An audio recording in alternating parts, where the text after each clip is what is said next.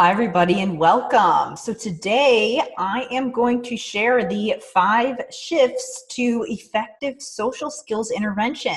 So I am your host, Dr. Karen Dudek-Brannan, and it is my job to break down all of the most effective techniques for practitioners who are building effective language skills in individuals with disabilities. So with that, we're going to go ahead and get started. So I wanted to start off by just sharing who this presentation is for.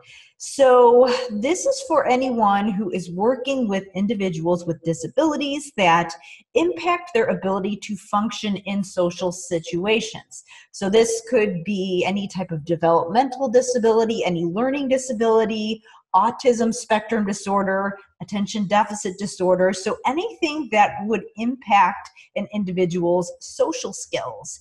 And this is really for anybody who is supporting someone with any of those conditions. So whether this be practitioners, therapists, supervisors of those practitioners and therapists, or teachers, or even just loved ones, parents, siblings, any other family members of someone who has a disability that impacts social skills, this is also for you.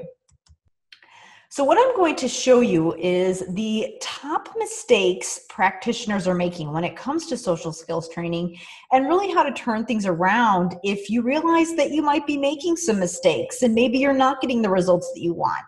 So whether this be if you are a therapist who maybe you're doing some intervention sessions with students and really drilling down on social skills, but you're not seeing the results that you want. If you really want to figure out where you're going wrong and what you might be missing, I'm going to show you how to do that, and really just the mindset shifts you need to make in order to really problem solve through those situations. I'm also going to talk about the most common misconception about individuals with autism and other disabilities that impact social skills, and why this misconception is really just complete BS and is really not going to set you or your students up for success. I'm also going to share the essential piece of any effective social skills training regimen. And the thing is that without this skill, your students will never generalize what you teach them. So maybe you can explain what they should do until you're blue in the face, but they're not going to actually do it if you don't really understand the principles behind the effective training processes.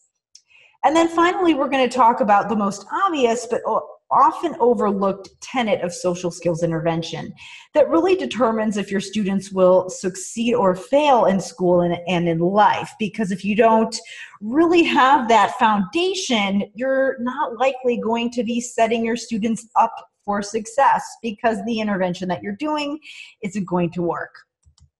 So my promise to you is that I am going to share those aha moments and key insights that I use to help my students go from spending lunch and recess alone to really developing thriving friendships. And some of the things that I have found from doing research and working with students directly that has enabled me to take a handful of my students really from struggling on a daily basis to getting to a point where they do have successful relationships and they're functioning very well in those social situations. Before we go on, I wanted to ask you some questions. So does this sound like you? Do you have students who don't make progress no matter how many times you've explained the rules to them or tried behavior charts or done tons of different behavioral interventions? And do you secretly worry that the interventions you're trying don't really work and you're just wasting your time? Or do you dread the thought of watching your students continue to struggle day after day? And are you starting to see that you or your students are starting to lose motivation to even try, and you're wondering if they even care about interacting socially? Do you keep hoping that you're going to find some kind of a magic bullet solution, but you keep finding yourself disappointed because you can't really find one? And do you secretly worry that your students are going to go through life without the skills to make friends, have significant others, or hold down a steady job?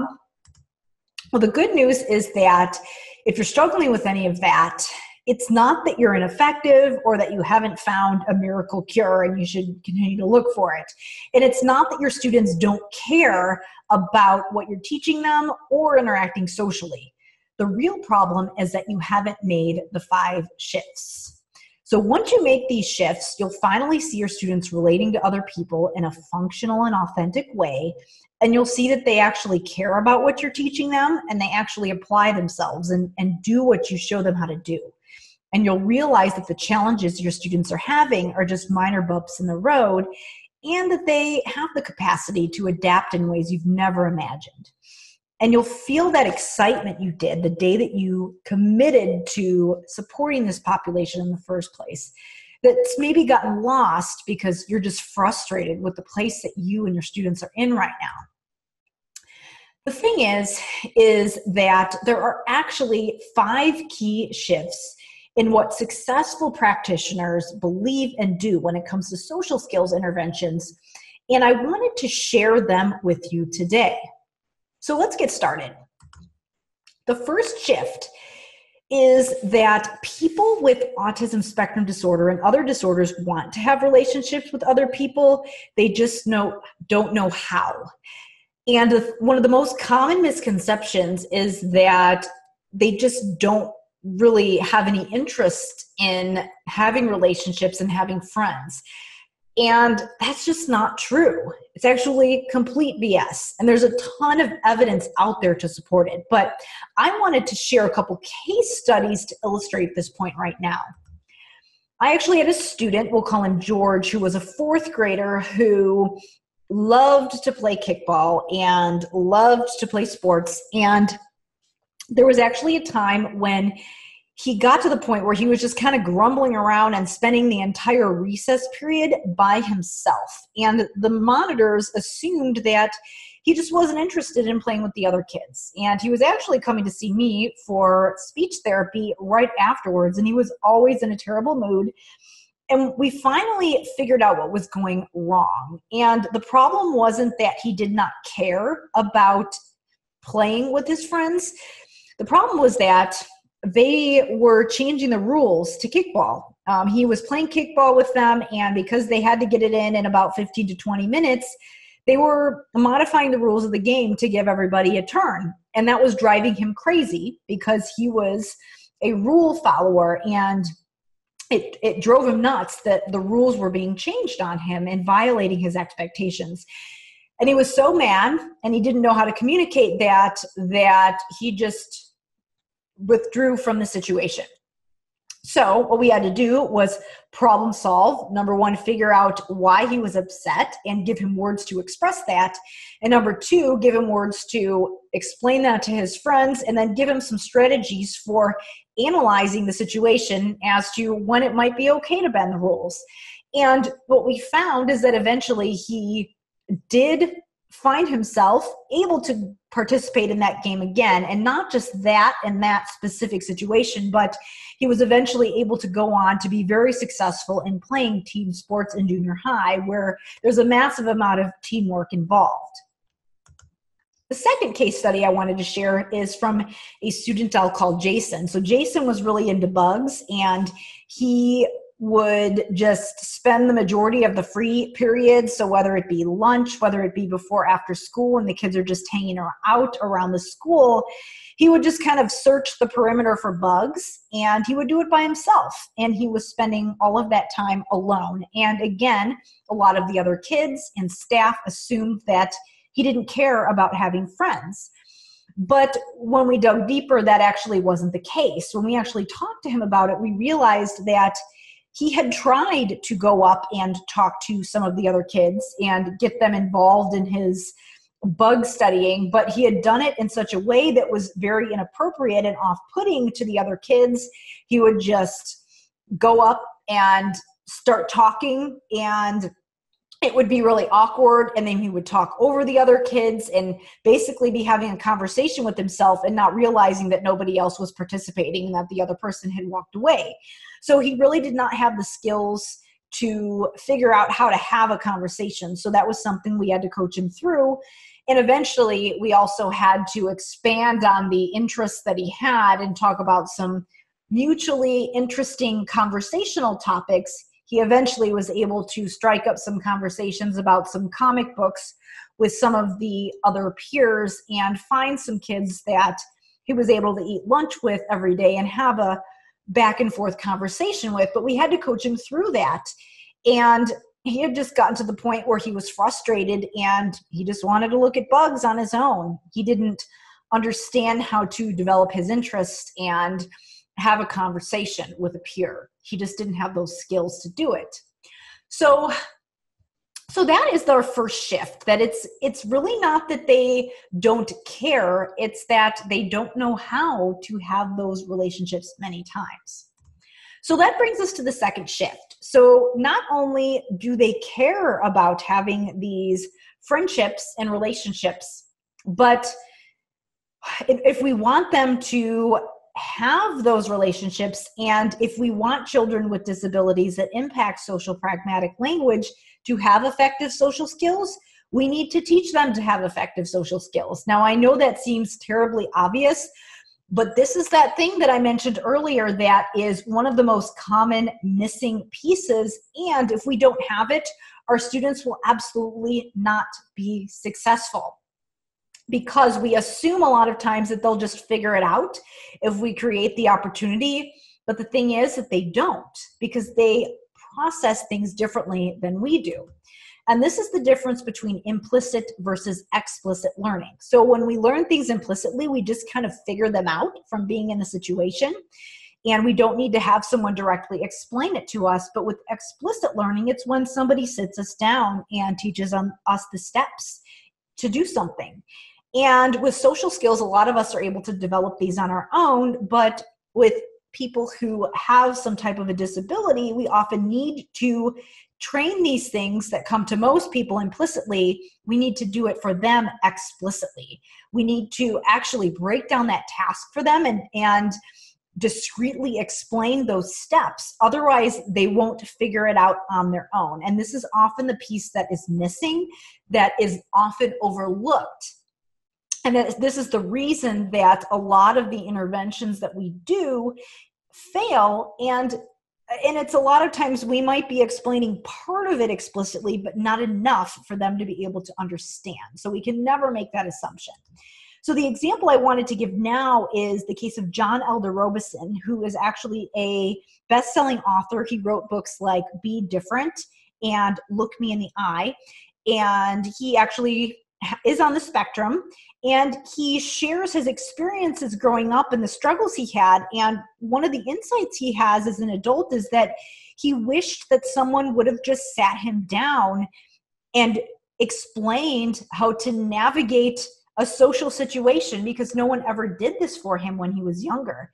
And he said that actually getting diagnosed was like a gift to him, because at that time, he knew that there were some interventions in place and that he could go to actually help himself figure out how to deal with those certain situations. But that was just something that wasn't available to him as a kid, and he struggled as a result.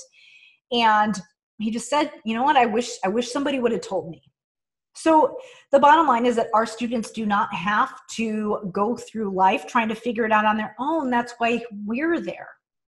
So this brings us to the third shift, and that is that appropriate and effective are not the same thing. So number one, we need to know that this matters to our students. They do want the relationships. We do need to teach them to them explicitly, but when we're doing that, we also need to have reasonable standards for them, because appropriate and effective and typical are not the same thing.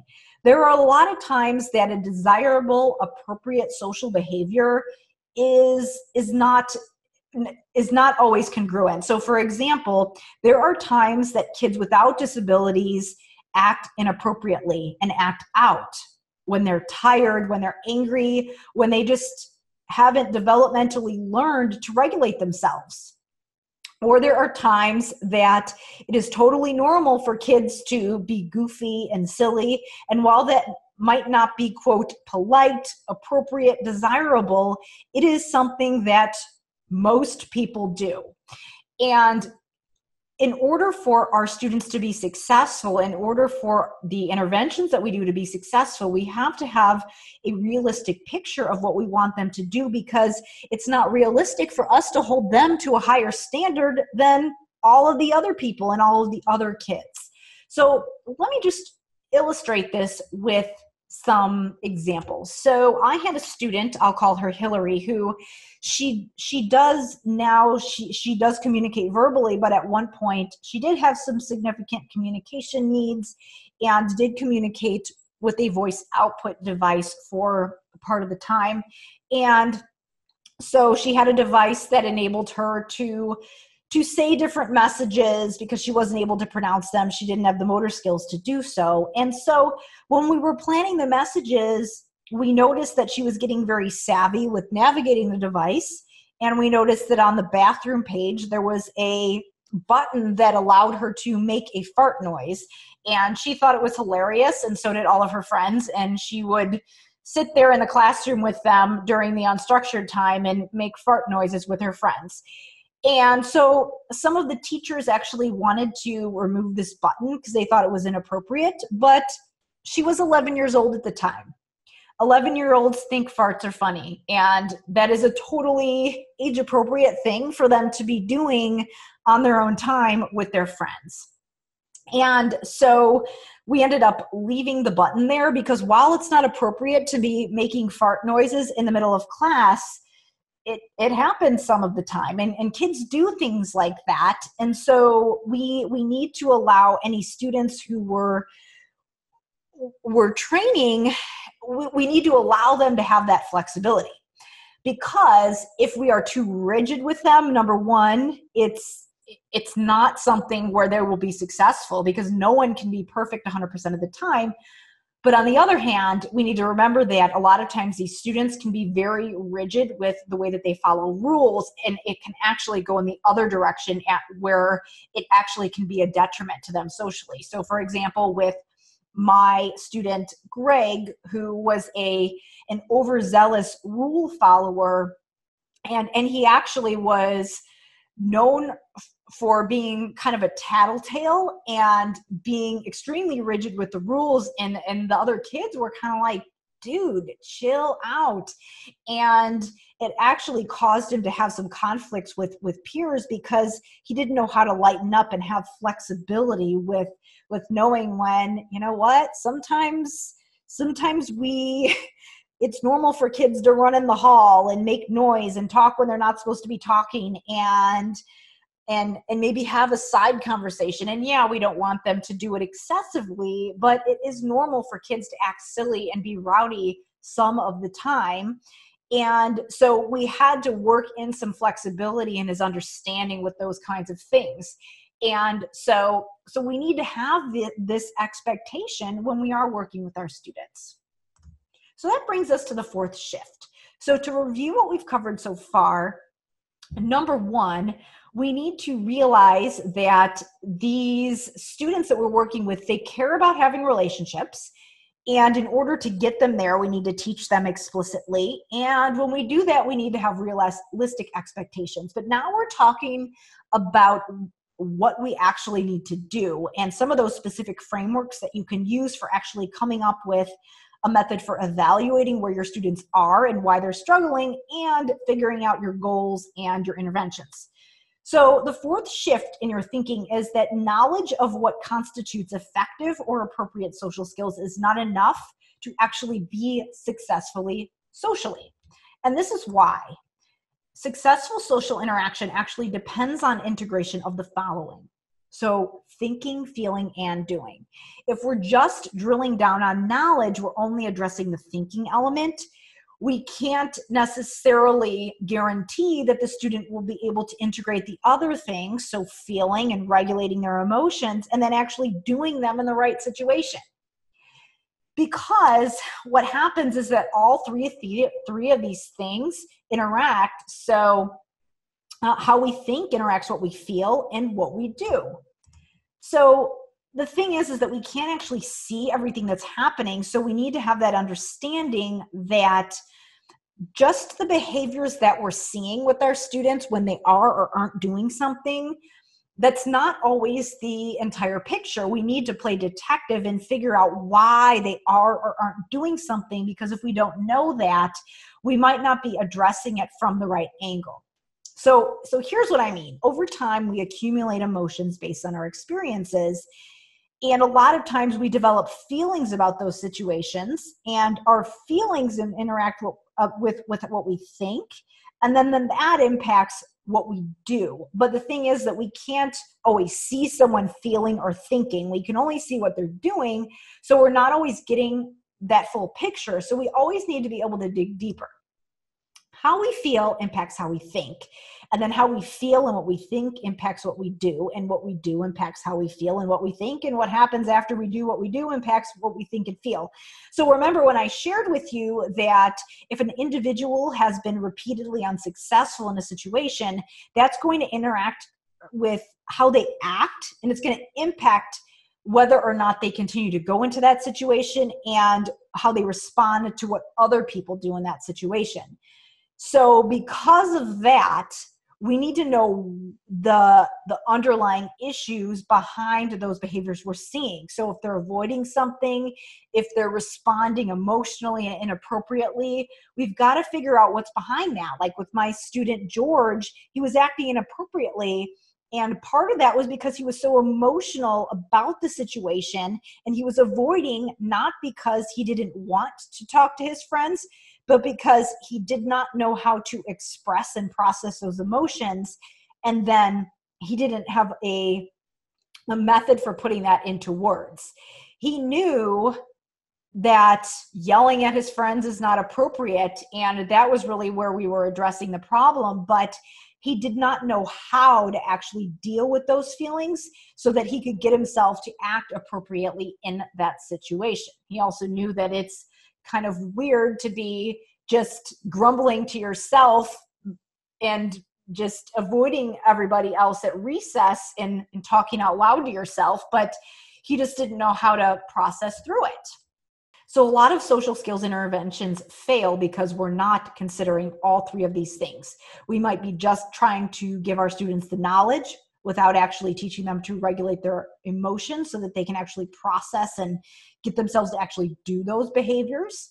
We might be telling them what to do without actually giving them the means to read a situation in the moment so that they can actually do it. So that brings us to the fifth shift. And that is that both individuals with social skills challenges and the people supporting them need a roadmap to guide them on the right path.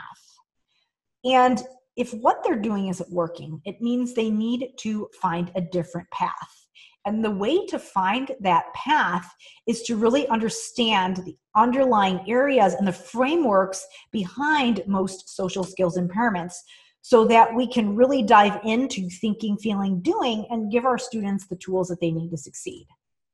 So social impairment can actually be broken down into 6 areas. So these are the reasons that your students are succeeding or failing in certain situations. So we've got to be able to look into each of these areas and see how our students are performing there so that we can plan our interventions accordingly. First, we've got things like nonverbal communication, so body language, eye contact, personal space, facial expressions. Then we've got things like social initiation, so being able to start a conversation or an interaction with somebody or gain someone's attention appropriately. And we've got things like reciprocity and terminating interactions, so being able to go back and forth with an exchange and end that exchange in a way that's appropriate. We've got things like social cognition, so the understanding of how all those things I just mentioned, so things like facial expressions, action, just having the cognitive abilities to understand that those are all associated with feelings and thoughts of other people, and being able to process through all of that, and even being aware of the concept that other people have thoughts and feelings. Things like self-awareness and perspective taking, so being able to analyze our own behaviors and monitor our own behaviors and understand how that interacts with the perspectives of other people, and being able to take the perspective of someone else. And then finally, things like social anxiety and withdrawal. So those things that We might have all of the knowledge and tools, but if we can't manage that anxiety, that's going to impact all of these other areas. And we absolutely need to address that, because things like anxiety and mental health issues are huge in the populations that struggle with social skills. So that wraps up those 5 shifts. So what I promised to show you today is the top mistakes practitioners are making when it comes to social skills training and how to turn things around if you're making them. The most common misconception about individuals with autism and other disabilities that impact social skills and why it's complete BS. I talked about the essential piece of any effective social skills training regimen. Without this skill, your students will never generalize what you teach them. And the most obvious but often overlooked tenet of social skills intervention that will determine if your students succeed or fail in school and in life. So here's what you need to win, and this is also what your students need to win. And these are those shifts that we went through that have really addressed those things that I promised you. So number 1, that people with social language issues want relationships, they just don't know how to have them. So it's complete BS that they're not interested. They absolutely are. They just don't know how to do it. Number 2, if we want individuals with autism spectrum disorder and related disabilities to learn successful social skills, we need to teach them successful social skills, and we need to do this explicitly. So this is that one skill that I said that if you don't have it, your intervention is not going to work. So you need to have the skill of teaching this explicitly, and your students also need to be able to explicitly state what they need to do. Because if we don't get direct with them, they're not going to figure this out. They're not going to do it implicitly. Number 3, appropriate is overrated. Strive for effective and strive for what you would expect other kids and individuals to be doing. We don't want them to be perfect little angels. We just want them to be able to interact and form relationships. And we want them to be able to do it effectively. Number 4, thinking, feeling, and doing. Your framework for intervention needs to address all 3 of these things. If it doesn't, and you aren't able to play detective, then chances are you might be barking up the wrong tree and addressing the wrong thing. And then the 5th shift is that you really need that roadmap. If you are on the wrong path, you want to invest in finding the right one. And really finding that roadmap is really understanding those 6 areas of social impairment, because really that can function as your roadmap for evaluating where your students need help, figuring out how to write goals, and then choosing the interventions accordingly. So that is your overall framework that you can use in order to develop insanely effective intervention for your students. So now that I've shared this information with you, you have a choice. So you can take this information and not do anything with it and just go on doing the same thing that you've always done and let your students continue to fail. Or you can take the opportunity to take this learning a step further, because I have a unique opportunity for you today so that you can help your students make massive breakthroughs so they can really start forming those social relationships so that they can go on to have friends and be successful adults and be able to hold down a job and have a family if they want to, and really just lead a productive, happy life. So I am actually offering to a limited number of people spots in a beta program for practitioners supporting individuals with social language impairments. It is called the Social Language Roadmap. And what that means when I say beta program is that means that I am currently developing it now. So a couple weeks ago, I did a live presentation that was 3 hours long where I dove deep into the framework that I have discussed in this video. So those 6 areas of social impairment and really how to play detective and utilize both all the thinking, feeling, and doing framework and really apply that to the interventions that you're doing for your students with social language impairments.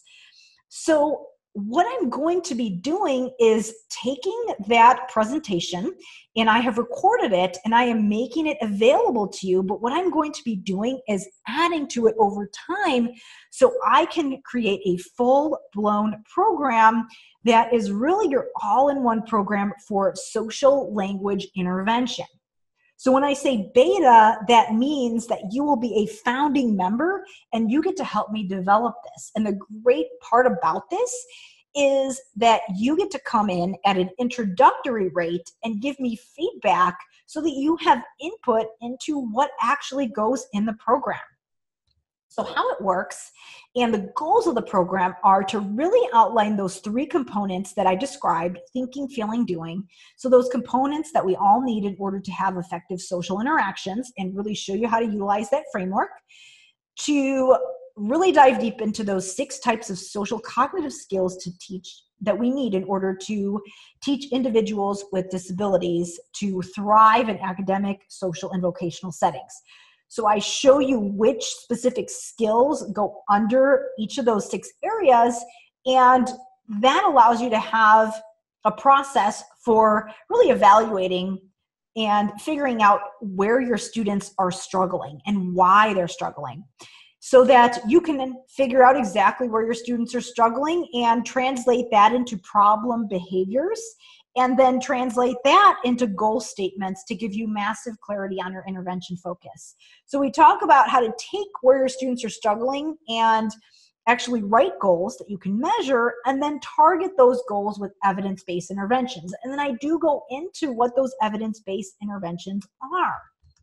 So how it works is that if you sign up to be a founding member, you will immediately get access to that 3-hour recording that will outline this framework that I have described for you today in detail. So you get that right away. So immediately you'll be able to watch the recording and you'll immediately be able to start using it in your practice today. Well, you'll immediately be able to start using it in your practice. But because I'm going to be developing it over time, I will be asking for your feedback so I can add additional trainings to show you how to dive deep into those specific strategies. And I might be creating materials based on your feedback as far as things that will make it easy for you to implement any of these strategies. So basically, we'll be creating this program throughout the first couple months of 2019.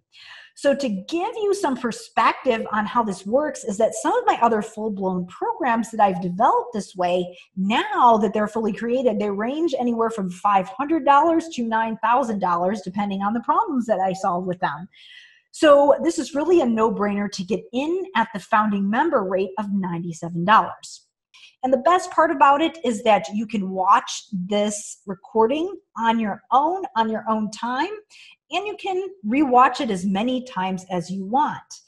And after you do that, I will be asking you for feedback so you can share exactly what you would like me to add so that I can take that into consideration as I develop this program over the beginning couple months of 2019. And the great thing is that you will never have to pay any additional investment as I develop that program over time. You'll just get access to any updates and features that I add. So what you can do now, if you are ready to start making massive breakthroughs with your students who are struggling with social language skills, and you really want to start developing that social language roadmap to help your students become thriving, successful adults, all you need to do is click the button below this video to sign up. You will be taken to a checkout page. And once you enter your payment information, you will get an email with your link to access all of your materials, including your handout, the recording, and your CMH certificate. This offer expires on December 14th, 2018 at 11:59 Central Standard Time and will never be available again because I will be developing that program. So all you need to do to join now is click that button below the video to sign up.